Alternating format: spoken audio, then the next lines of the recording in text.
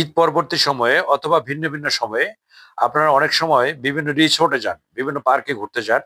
এই ঘুরতে ঘুরতে এক সময় আপনার ওয়াটার ল্যান্ডে যান, পানিতে ভিজেন, ওয়াটার পার্কে গিয়ে পানিতে ভিজেন, গোসল করেন, মজা মস্তি করেন। এই সময় দেখা যাচ্ছে যে আপনার ফ্যামিলির সকল মেম্বার চলে যান, বাবা মা ভাই বোন আত্মীয় স্বজন সবাইকে নিয়ে যাচ্ছেন। যাওয়ার সময় দেখা যাচ্ছে যে আপনারা পানিতে নেমে গোসল করতেছেন, আনন্দভূতি করছেন। এই ফাঁকে আপনার মুরব্বি টাইপের যারা থাকে, মা বাবা অথবা দাদা দাদি, তাদেরকে শুকনো জায়গায় বসিয়ে রাখেন। আপনাদের যে মূল্যবান ব্যাগ, কাপড় চোপড়, ঘড়ি, মোবাইল, এগুলো দেখার জন্য একজনকে বসিয়ে রাখেন। অনেক তার ভিড় হয়ে যায়, অনেক জামা কাপড়, অনেক ব্যাগ থাকে। এই ব্যাগগুলো একটা প্রতারক চক্র, একটা চোর চক্র এগুলো নিয়ে যায়, আমরা পরে খুঁজে পান না। এই বিষয়গুলো নিয়ে এই যে দেখেন, এই যে দেখেন, এই যে দেখেন।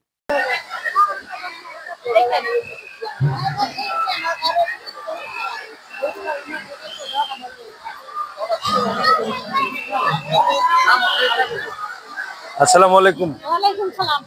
এই ব্যাগটা আপনার? এই ব্যাগটা জি, হ্যাঁ আমার। ব্যাগ পিছনে রাখছেন, এদিকে তাকাচ্ছেন, যে পাহারা দিয়ে লাভ কি?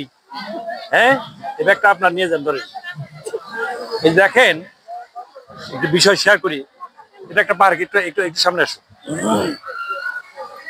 এটা একটা পার্ক।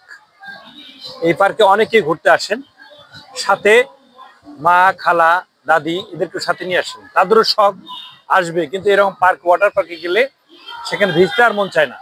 মনে আছে কিন্তু আসলে স্বাদ আছে সাধ্য নাই, এরকম ইচ্ছা আছে কিন্তু ওই বয়সটা নাই। সেই কারণে তারা এই ব্যাগগুলো পাহারা দেয়। তারা এই ব্যাগ পাহারা দেওয়ার জন্য তাদেরকে জুতা দেখেন, এই ব্যাগের মধ্যে মূল্যবান মোবাইল, ঘড়ি, স্বর্ণের জিনিস সব এখানে রেখে তারা ভিজতে যায়।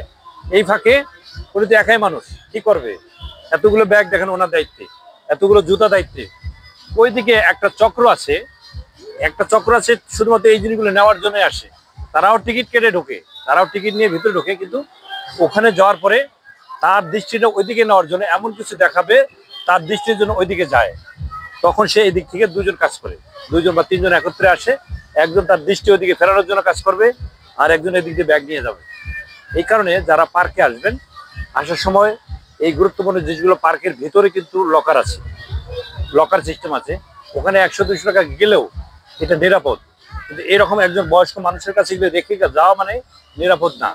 যে কোনো সময় আপনার মূল্যবান জিনিসগুলো হারিয়ে যেতে পারে।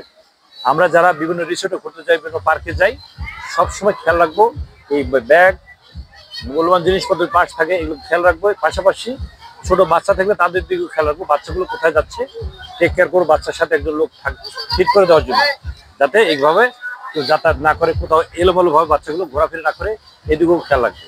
যে যেখানে আছেন ভালো থাকবেন, সুস্থ থাকবেন, নিরাপদে পথ চলবেন। আসসালামু আলাইকুম।